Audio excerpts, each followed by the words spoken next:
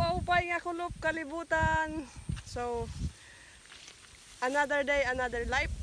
Thank you so much, Lord. So, adi kita yan nakakahagna ang liwat. So, adi kita hit tanom ni Kuya. Makita ko kung anot klase hit. Pagbunga nga hit. Anot klase han iya sinabrag. Oo, sinabrag kay diri hiya gintanom. Pero may daniya ibang part nga gintanom man niya. So, tara, let's G.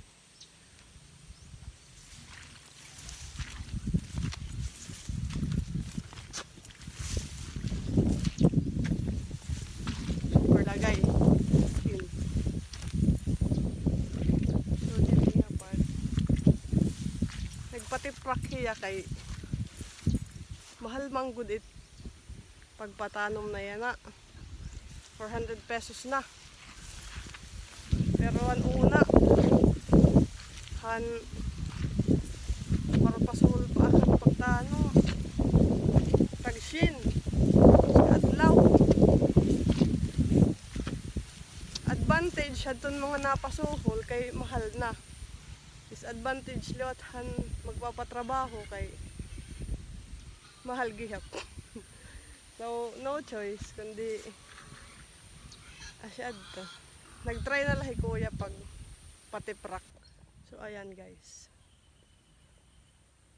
Amo ini di haloyo it. Patiprak. Harayo pa. Kay kung nagpapatanong nga, kadakot gasto. Imagine 20 katao, 400 a day. Diba? So, dako timpuhunan. Tapos masaklap. Itpalit hit humay. Tagkin sila 8 kilo. Diba?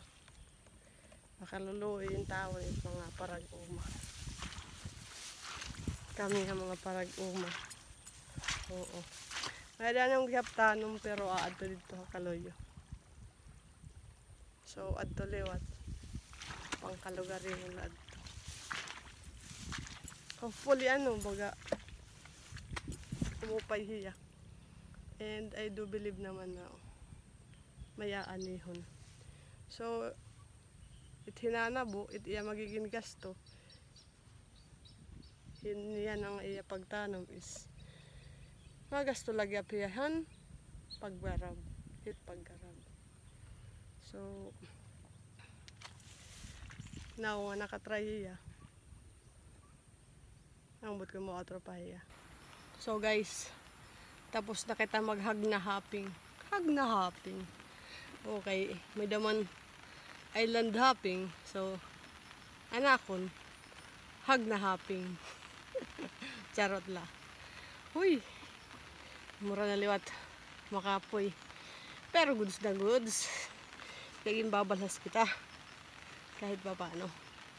Guys, papalo naman at pa-share ng aking mga video. Bisan diri bongga. Damong salamat.